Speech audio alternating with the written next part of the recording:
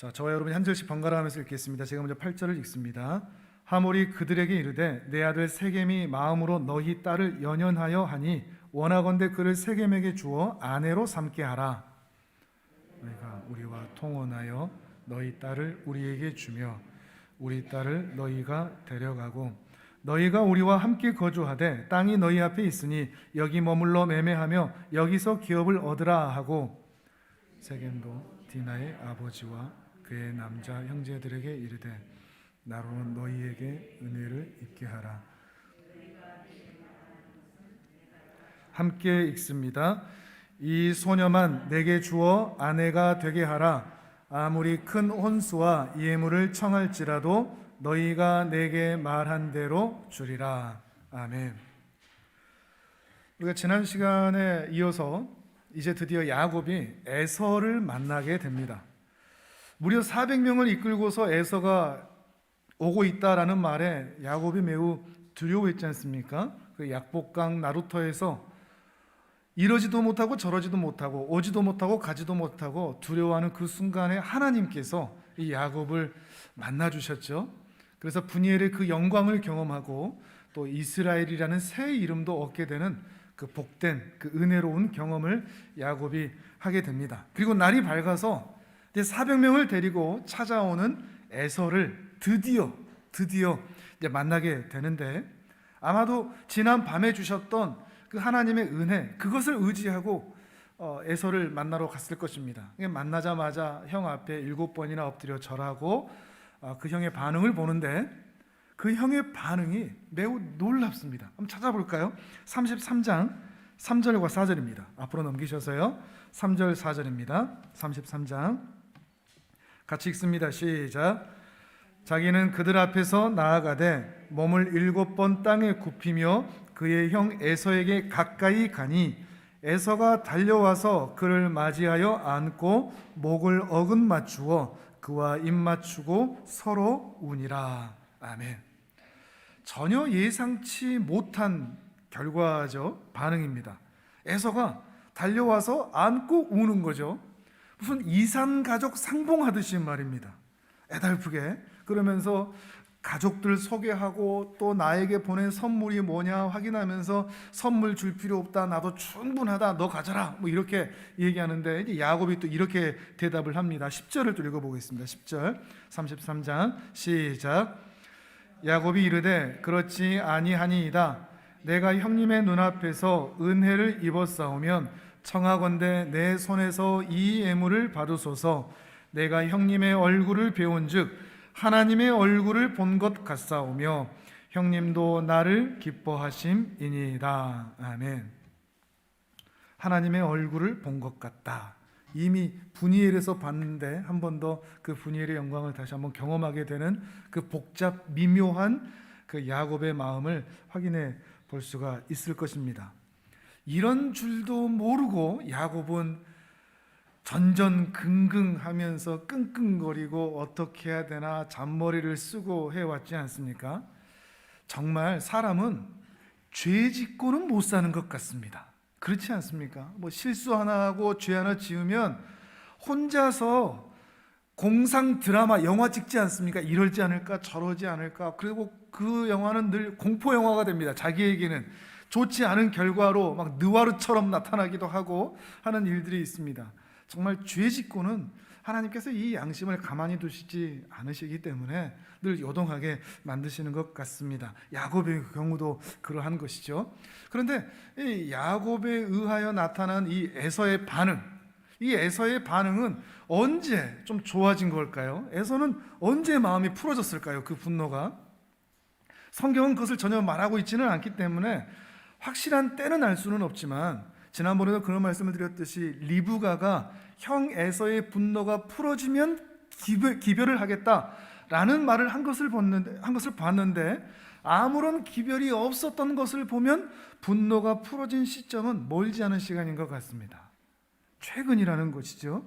근데 우리는 특히 신자들이 좀 그러는데 극적인 어떤 드라마틱한 일이 일어나길 늘 바라거든요.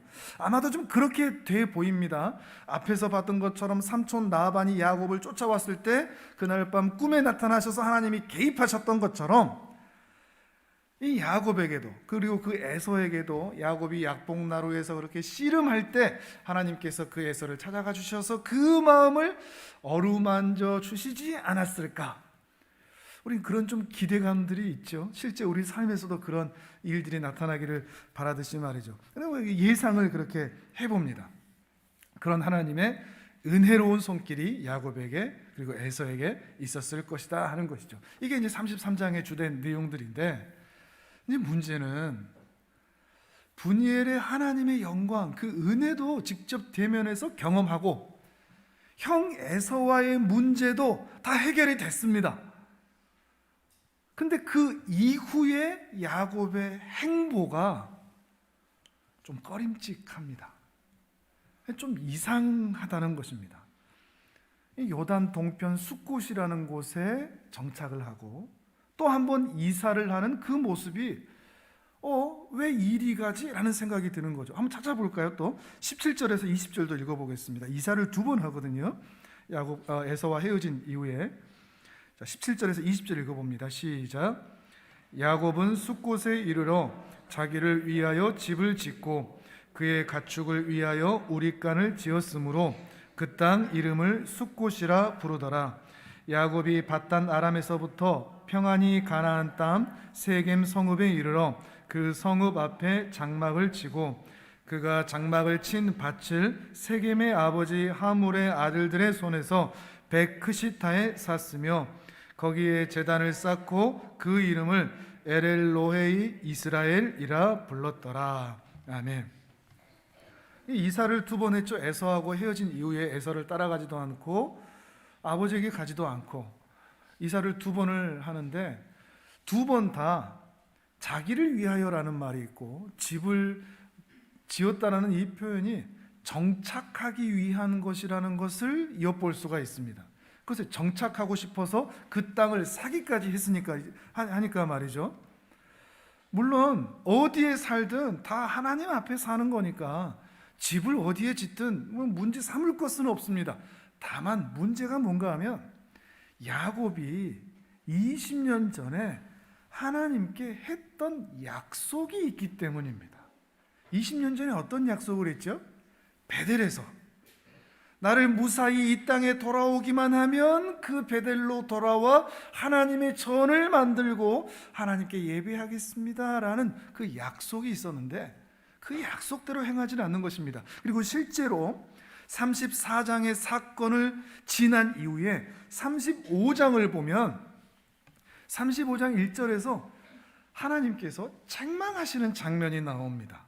1절을 읽어볼까요? 35장 1절. 35장 1, 2, 3절이 매우 중요합니다. 34장을 해석하는 중요한 단초가 되거든요. 35장 1절을 같이 읽어보겠습니다. 시작. 하나님이 야곱에게 이르시되 일어나 베델로 올라가서 거기 거주하며 내가 내 형 에서의 낯을 피하여 도망하던 때에 내게 나타났던 하나님께 거기서 제단을 쌓으라 하신지라. 아멘. 분명히 나타나죠. 좀 우리말로 표현하면 야 너 당장 짐 싸. 너 네가 베델로 와서 예배드리겠다며 제단 쌓겠다며 너 지금 뭐하고 있어? 빨리 올라가서 베델에서 거주해 라고 말하고 있는 것이죠. 그 말은 야곱이 약속했던 네가 말했던 바로 그 장소, 네가 돌아와서 예배 드리겠다고 말했던 바로 그곳으로 돌아가. 너 나에게 바짓가랑이 붙잡으면서 다시 돌아오게 해주세요라고 나를 의지했던 바로 그 장소로 돌아가라고 말씀하고 계시는 것입니다. 야곱도 그렇고 우리도 그렇지 않습니까? 힘든 일 만날 때 기도합니다. 하나님, 이 일만 좀 어떻게 해주세요. 그러면 이렇게 하겠습니다 라고 하는데 돌아보시면 여러분 다 한번 돌아보십시오. 그 힘든 일들은 기억이 나는데 이렇게 하겠습니다는 하나도 기억 안 납니다. 저도 그렇더라고요.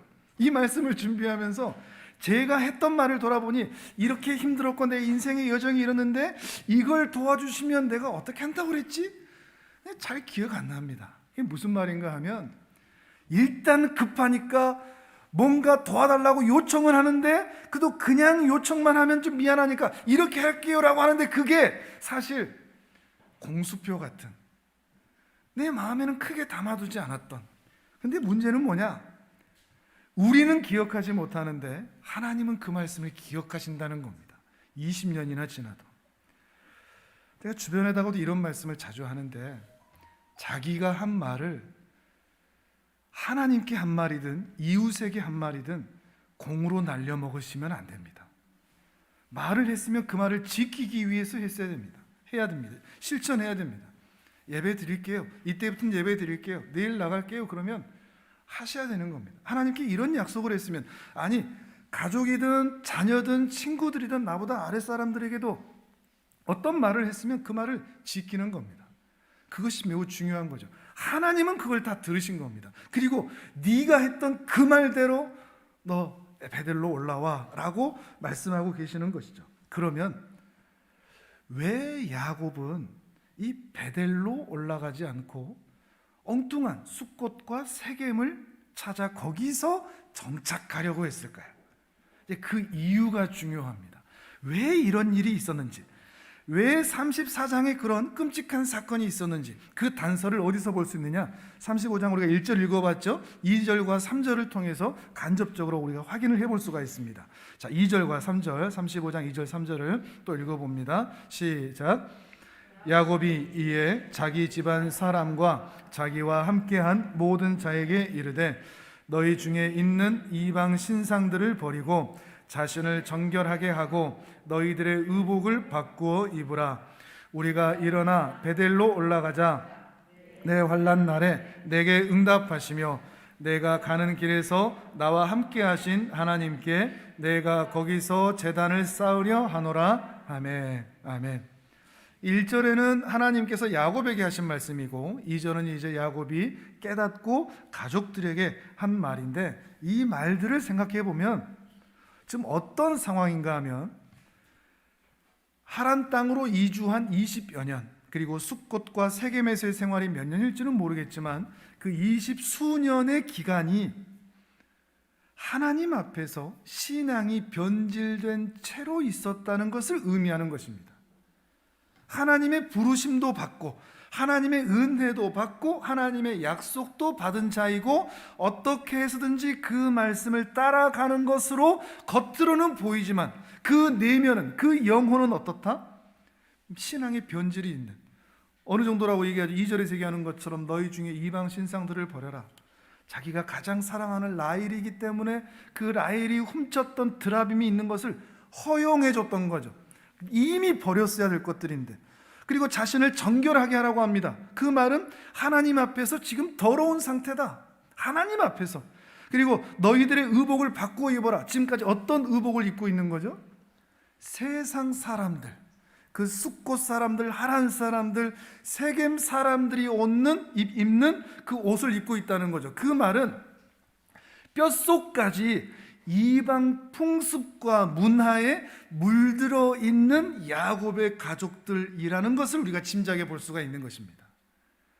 그리고 바로 이 모습 때문에 34장의 끔찍한 사건이 일어났던 것이죠. 이게 34장은 단독으로 볼 것이 아니라 35장의 1, 2, 3절 이 말씀을 근거로 해석을 해봐야 되는 것입니다. 이러한 신앙의 변질로 인해서 34장에 비극적인 사건이 일어났다는 것입니다. 자, 그러면 34장을 우리가 이제 확인을 해볼 텐데, 이런 신앙의 변질이 34장을 보면서 어떻게 각자에게 나타났고 어떻게 변질되어 가고 있는지를 좀 더 깊이 자세히 살펴보도록 하겠습니다. 1절에서 보니까 야곱이 레아에게서 낳은 딸 디나가 가나안 여인들을 보러 갔다라고 얘기를 합니다. 한 번도 안 갔는데 처음 갔다는 게 아니라 계속해서 그 여인들과 교제하고 있었다라는 것을 얘기합니다. 보러 갔다는 것은 그들의 문화, 그들의 유행, 그들이 사는 방법에 관심을 가졌다는 것을 의미하는 것입니다. 하나님 나라의 백성의 모습으로 살기보다 세상 사람들이 사는 그 모습에 디나가 마음이 끌렸던 것이죠. 그 유혹이 좋아 보였던 것입니다.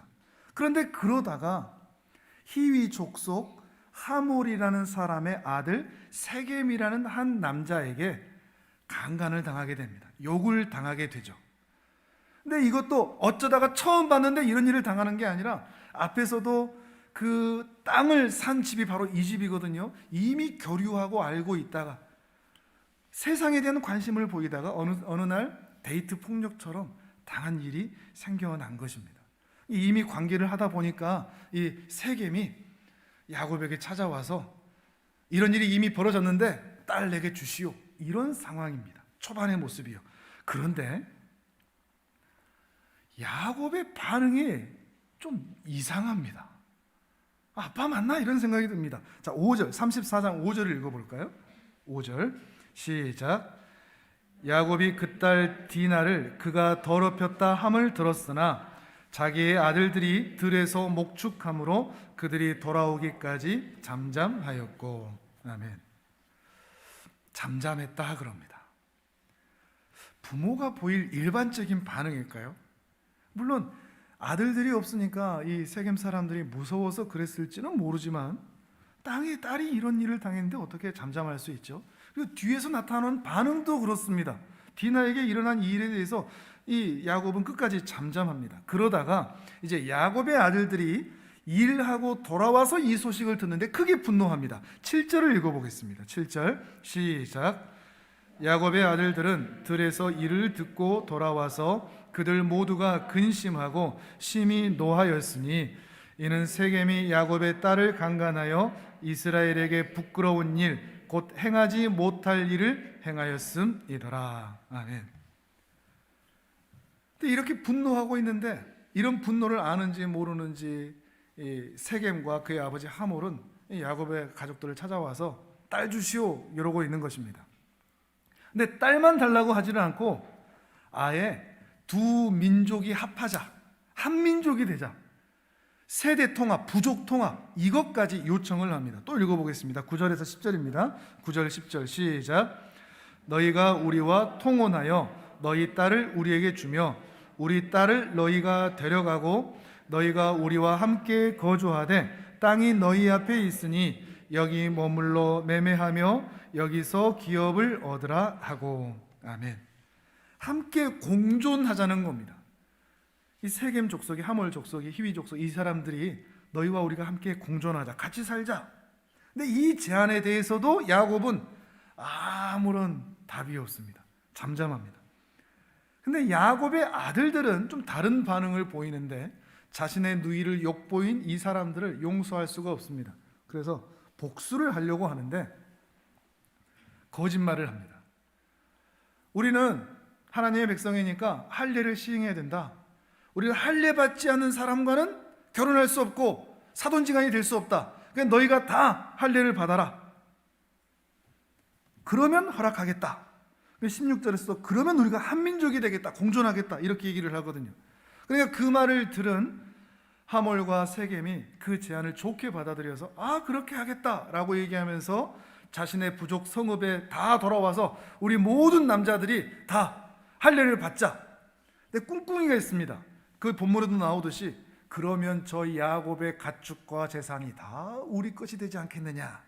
뒤이어 속성이 바로 이것이죠. 사실 세겜조차도 어떻게 보면 그 목적이 바로 이것이었을 것입니다. 야곱의 부, 그것이 아주 컸던 것 같습니다. 그래서 그것을 얻고자, 가지고자, 빼앗고자 이들은 제안을 해온 것이고, 할례를 받자는 말에 할례만 받으면 저게 우리께 되니까 그렇게 하겠다고 동의를 한 것이죠.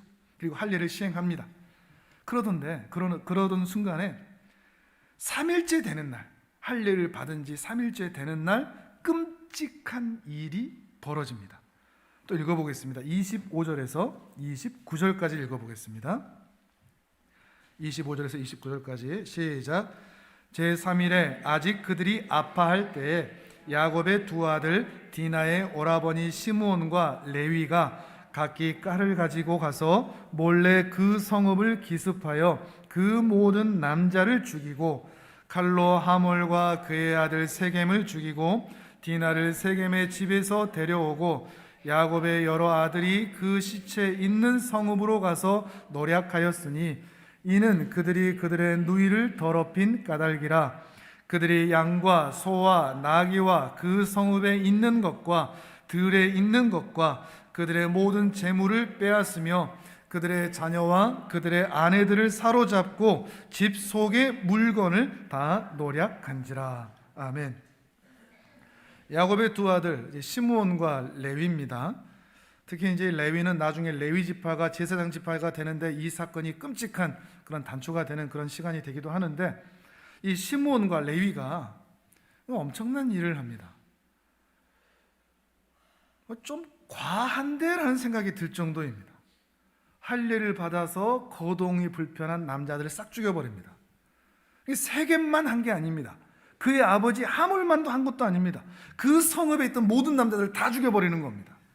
거기다가 그 성읍의 모든 가축들과 재산들까지 다 약탈해 빼앗아 버립니다.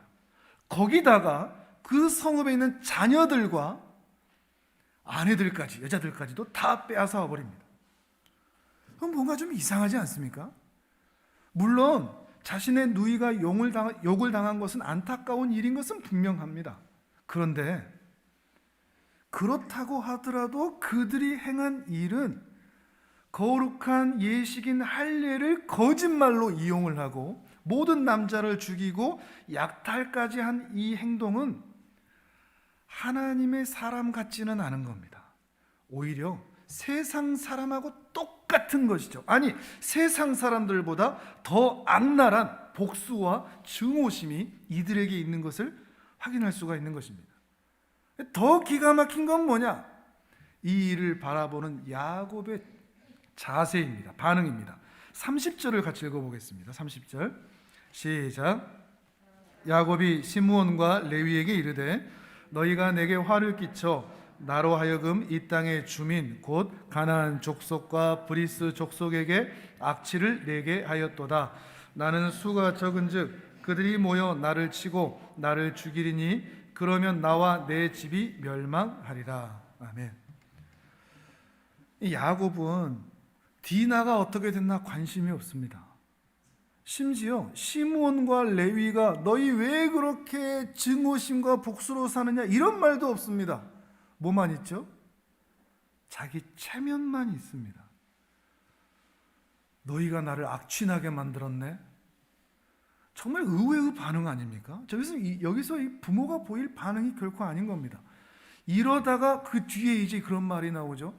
세겜 땅에서 우리가 쫓겨나면 어떻게 할 것이냐, 우리 가문이 망하게 되면 어떻게 할 것이냐, 이것만 관심이 있다는 것을 우리가 볼 수가 있는 것입니다. 우리가 좀 생각을 해봐야 될 게 있습니다. 야곱은 왜, 디나는, 그리고 시므온과 레위는 왜 그렇게 행동하고 왜 그렇게 말했을까요? 원인이 뭘까요? 디나는 왜 세겜 땅 가나안 여인들에게 찾아갔을까요? 야곱은 왜 세겜 사람들에게는 한마디도 못하고 아들들한테만 그게 질책했을까요? 이 야곱의 아들들 시몬과 레위는 세상 사람보다 더한 분노와 복수심과 증오로 그 마음이 가득 채워져 있어서 실제로 그렇게 무수한 사람들을 죽였던 것일까요?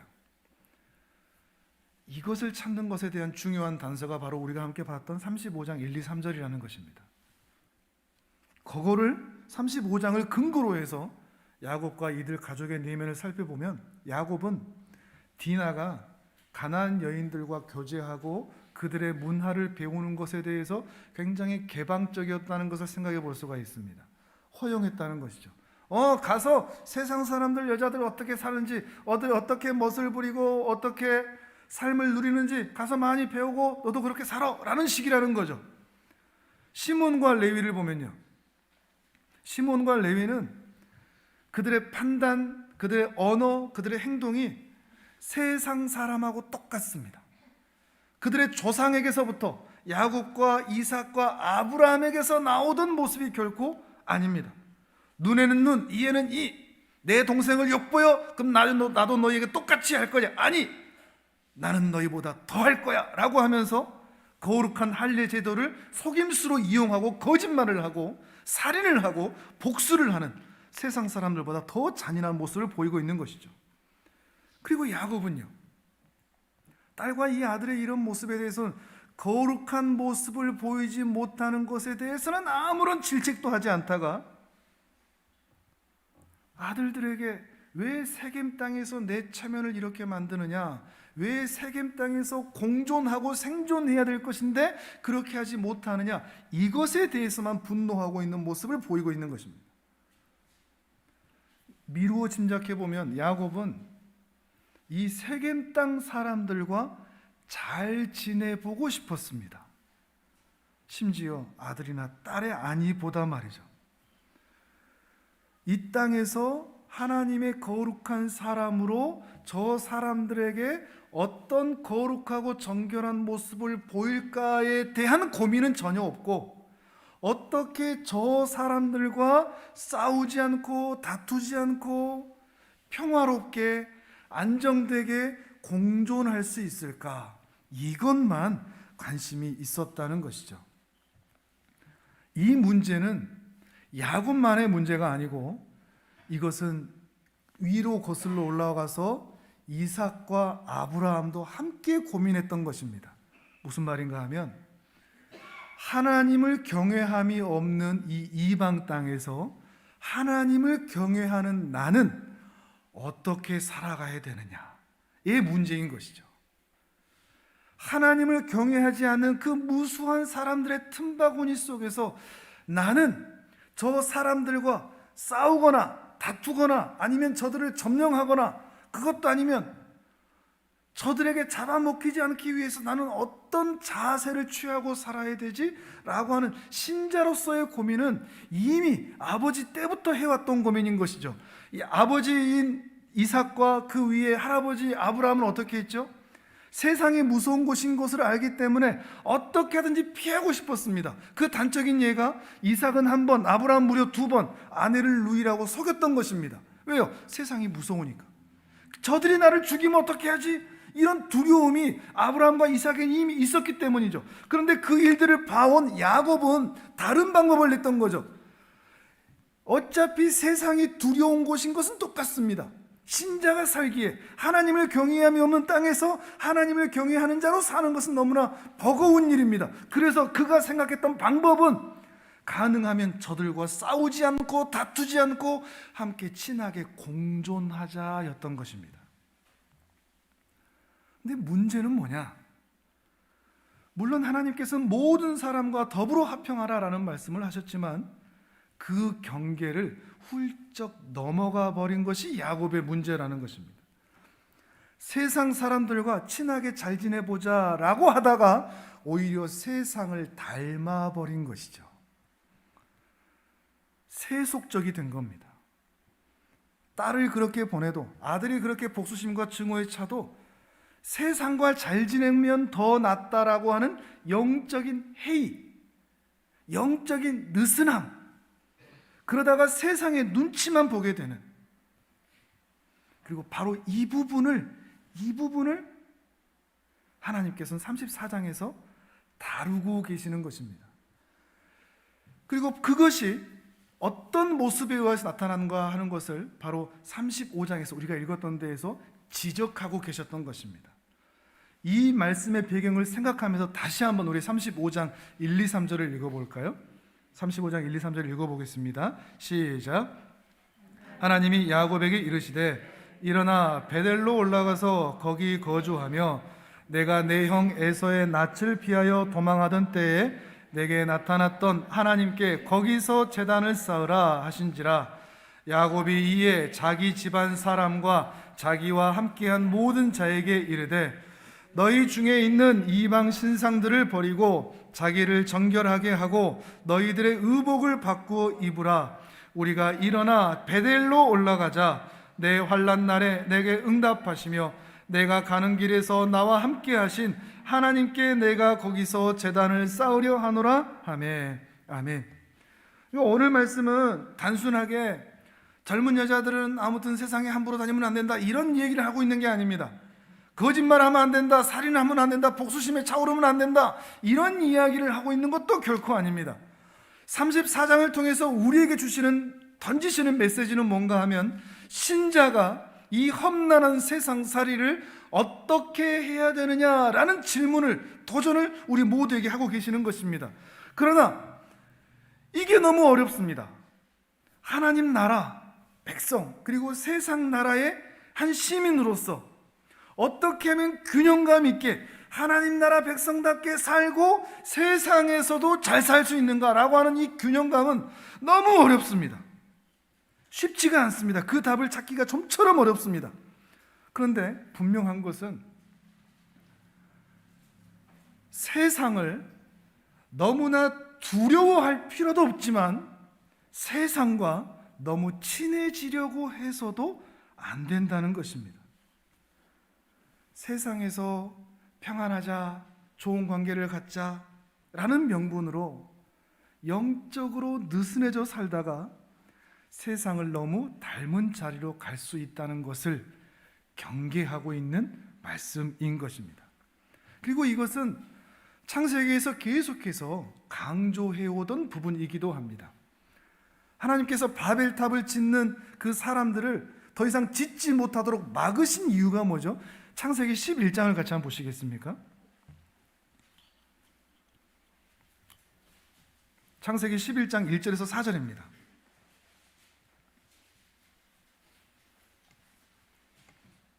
창세기 11장 1절에서 4절, 자, 같이 읽습니다. 시작. 온 땅의 언어가 하나요 말이 하나였더라. 이에 그들이 동방으로 옮기다가 시날 평지를 만나 거기 거류하며 서로 말하되, 자, 벽돌을 만들어 견고히 굽자 하고, 이에 벽돌로 돌을 대신하며 역청으로 진흙을 대신하고, 또 말하되, 자, 성읍과 탑을 건설하여 그 탑 꼭대기를 하늘에 닿게 하여 우리 이름을 내고 온 지면에 흩어짐을 면하자 하였더니. 아멘. 인간들이 바벨탑을 쌓는 이유는 인간들만의 세상을 만들고 싶어서입니다. 그 말은 하나님을 몰아내고 하나님을 대적하고 하나님 없는 사람들만의 세상, 그 세상을 만들자는 것입니다. 그러나 이 길에는 파멸밖에 있을 수 없습니다. 그건 홍수 사건을 통해서 분명히 보여주셨었죠. 그러나 하나님께서는 이 바벨탑 사건을 통해서 한 번도 이들을 멸망하고 쓸어버리는 방법을 택하지 않으시고 언어를 혼잡하게 하셔서 흩어지도록 하셨습니다. 그러던 중에 다들 흩어져서 살아가는, 그 하나님 없이 살아가는 그 틈바구니 속에서 하나님이 불러, 하나님이 세워, 하나님의 은혜와 복으로 사는 또 다른 하나님의 나라를 만들기를 기뻐하셨습니다. 그것이 바로 아브라함을 부르신 사건입니다.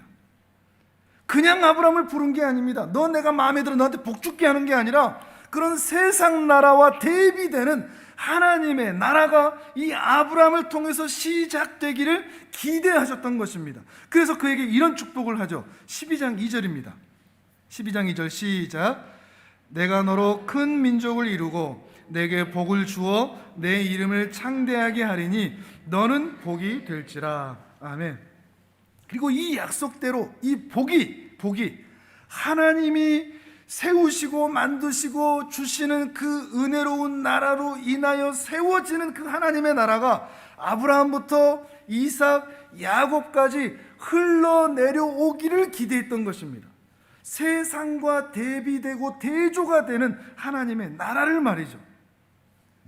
이런 구별 때문에 아브라함은 며느리를 얻을 때 가나안 여인들, 이방 여인들을 얻고자 하지 않고 본토 친척 아비의 집에서 며느리를 얻고자 했지 않습니까? 야곱도 그래서 하란 땅에 간 것이 아닙니까? 그리고 그 일 때문에 에서가 가나안 여인들과 통혼하는 것을 부모들은 근심했다, 그러지 않습니까?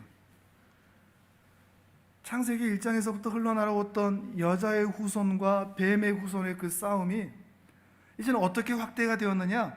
하나님 나라와 세상 나라의 싸움으로 확대가 되어가는 겁니다. 그러니까 우리가 사는 이 세상은 그저 우리가 대한민국이라는 한 나라에 사는 것으로 그 정체성으로 끝나지 않고 우리가 신자가 되어 우리를 부르셔서 우리에게 은혜와 복을 주신 이유는 우리가 살아가는 그 자리에서 하나님의 은혜와 복을 받은 자로서 하나님을 경외함이 없는 세상과 대비가 되고 대조가 되는 그런 삶을 살라고 우리에게 복을 주신 겁니다.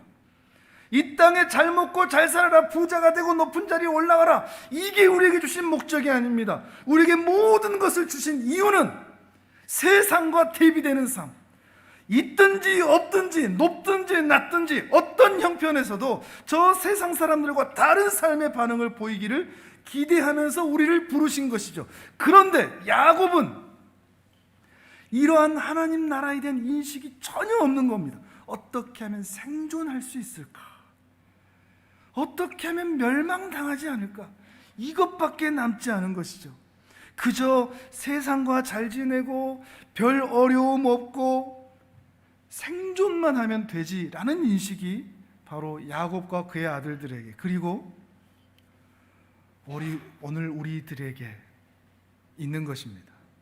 그러다 보니 교회가, 성도가 세상을 너무 닮아 있습니다. 세상 사람들하고 똑같습니다. 우리의 딸들이 디나처럼 세상을 기웃기웃거립니다. 자기는 얼마나 멋지고 좋나, 멋있나, 아름답나. 우리의 아들들은 시몬과 레이처럼 분노심과 복수심에 가득 차 있습니다. 세상 사람들보다 더합니다. 우리 어른들은 야곱처럼 선과 악의 기준이 사라져 버렸습니다. 우리가 십계명 낭독을 하지만 실제 내 삶에서 그 선과 악의 기준에 의하여서 선의 길을 택하지 않습니다. 분명히 틀린 것이고 잘못된 것인데 그것에 대해서 입을 닫아버립니다. 잠잠해버립니다. 넘어가 버립니다. 왜요? 세상과 싸움 만들고 싶지 않았어요. 예수 안 믿는 남편과 자녀들과 싸움 만들고 싶지 않았어요. 예수를 알지 못하는 친구들에게 엉뚱한 얘기 듣고 싶지 않아서 우리가 가야 할 그 길을 포기하고 내려놓는 일이 우리의 삶에 있다는 겁니다. 우리는 너무 잠잠합니다. 진리를 말하지 못합니다. 눈치만 봅니다. 어떻게 살아야 될까요? 신약시대에 그렇게 두려운 세상에서 어떻게 살아야 되는지 너무나 잘 보여준 한 분이 있습니다. 사도 바울입니다. 우리 고린도 후서 말씀을 같이 한번 찾아보겠습니다. 화면을 보셔도 되고요. 고린도 후서 4장 5절에서 10절까지 말씀입니다. 고린도후서 4장 5절에서 10절 같이 읽겠습니다. 시작. 우리는 우리를 전파하는 것이 아니라 오직 그리스도 예수의 주 되시는 것과 또 예수를 위하여 우리가 너희의 종된 것을 전파함이라. 어두운 데에 빛이 비치라 말씀하셨던 그 하나님께서 예수 그리스도의 얼굴에 있는 하나님의 영광을 아는 빛을 우리 마음에 비추셨느니라. 우리가 이 보배를 질그릇에 가졌으니 이는 심히 큰 능력은 하나님께 있고 우리에게 있지 아니함을 알게 하려 함이라. 우리가 사방으로 우겨쌈을 당하여도 쌓이지 아니하며 답답한 일을 당하여도 낙심하지 아니하며 박해를 받아도 버림바 되지 아니하며 거꾸로 뜨림을 당하여도 망하지 아니하고 우리가 항상 예수의 죽음을 몸에 짊어짐은 예수의 생명이 또한 우리 몸에 나타나게 하려 함이라. 아멘. 아브라함과 이삭과 그리고 야곱이 경험한 세상처럼, 그리고 오늘 우리가 신자로서 살아가기 너무나 힘든 이 세상처럼 사도 바울도 똑같이 얘기합니다. 8절 9절 사방으로 우겨쌈을 당하는 것 같다. 신자로 사는 게 너무 답답하다. 낙심할 일들이 너무 많다. 박해가 있다. 거꾸로 뜨린다. 이런 세상에서 사도 바울은 세상과 싸우자, 십자군 전쟁을 일으켜서라도 세상을 점령하자 하지 않습니다. 하나님의 군대를 의지해서 세상을 이겨내자 하지도 않습니다. 반대로 세상과 친해지자라고도 말하지 않습니다. 싸우자도 아니고 경쟁하자도 아니고 친해지자도 아닙니다. 사도 바울이 이 험난한 세상을 살아내는 그 인생살이의 방법은 내 안에 계신 예수 그리스도 보배이신 주님만 더욱 바라보자입니다. 사도 바울이 사는 방법이었습니다. 예수 그리스도에게 집중하는 것입니다.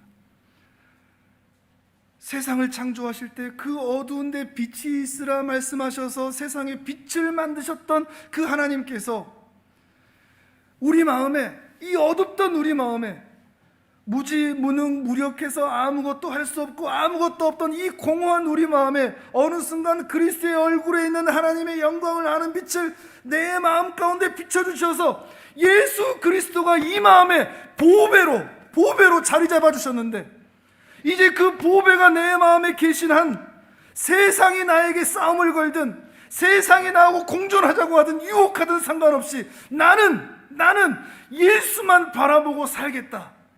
이게 사도 바울의 고백인 것입니다.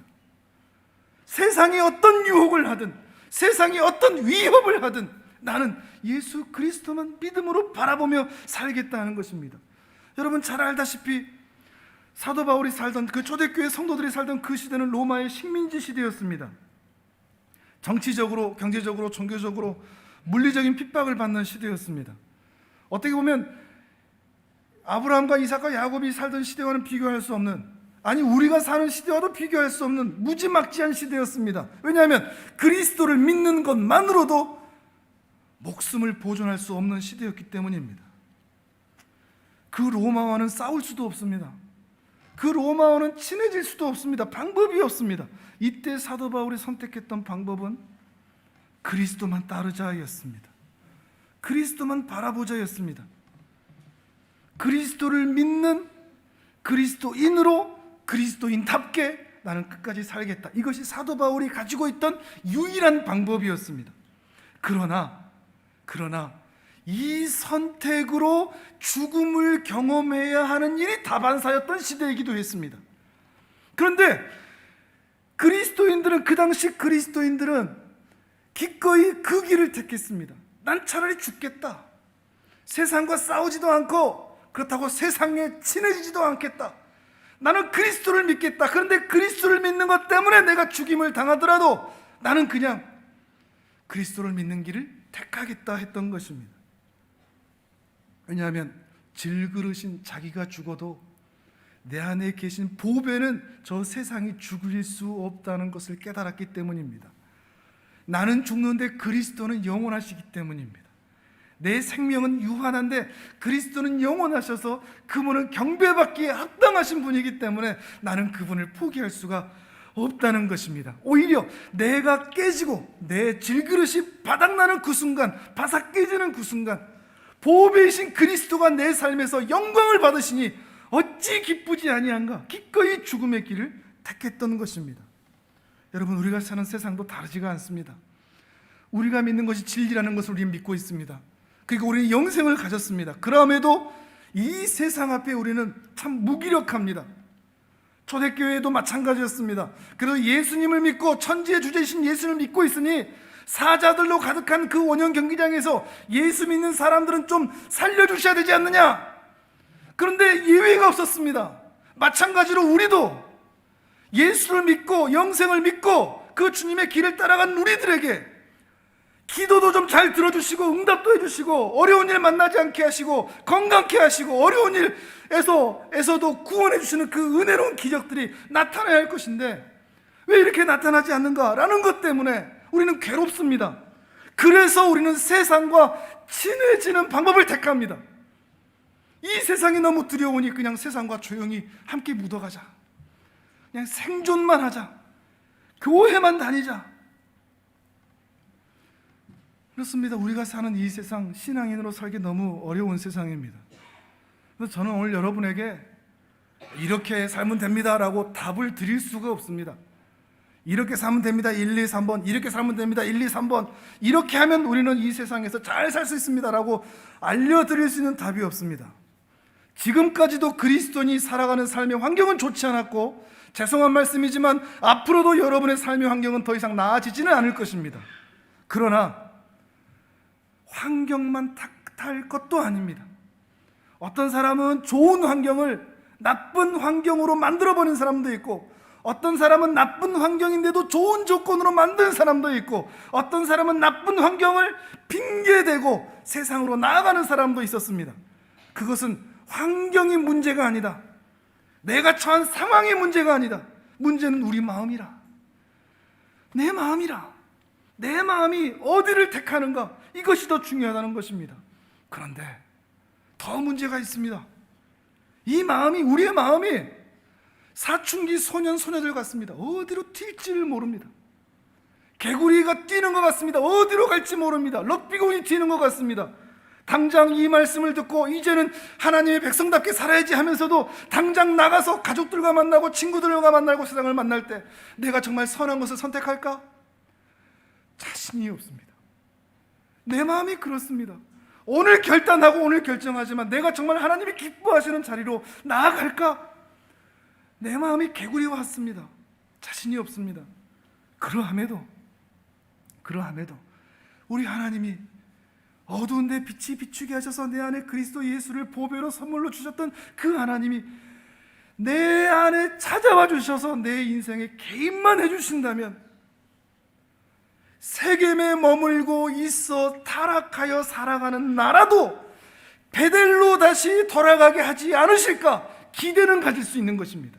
그리고 그것이 우리의 기도 제목이 되어야 합니다. 주님, 제가 지금 세겜에 있는 것 같습니다. 세상과 타협하고 세상을 너무 닮아버렸습니다. 신앙이라는 이름은 있지만 정말 내가 하나님의 말씀에 따라 그렇게 거룩의 길을 걸어가고 있는지, 보배이신 예수 그리스도 앞에 부끄럽지 않은 모습으로 믿음으로 살아가고 있는지 너무나 두렵습니다. 그러니 주님, 내 안에 모든 이방 우상들을 제하게 하시고 다시 정결을 회복하게 하시고 그리스도로 새 의복을 갈아입게 해주시고 저를 베델로 데리고 가주십시오. 이것이 오늘 우리의 기도의 제목이 되기를 바랍니다. 그 가운데 우리가 믿을 분은 내가 아닙니다. 내 결정, 내 판단, 내 노력, 내 신앙도 아닙니다. 우리 안에 계신 오직 예수 그리스도 뿐입니다. 그분을 우리는 믿을 뿐입니다. 우리가 찬양했던 것처럼 그분이 내 이름을 아십니다. 내 상황을 아십니다. 나를 너무나 잘 아십니다. 그 날마다 숨 쉬는 순간마다 우리의 모든 상황에 찾아오셔서 우리와 동행해 주시고 함께 하기를 원하십니다. 그러니 우리의 기도의 제목, 원컨대 주여 우리에게 복의 복을 더하사 날마다 성령으로 충만하게 하시고 하나님의 말씀에 따라 믿음의 길을 걸어가는 우리가 되게 하여 주옵소서. 이러한 믿음으로 살아내는 우리 귀한 하나님의 사람들 되시기를 주님의 이름으로 축복합니다. 아멘. 우리 전 함께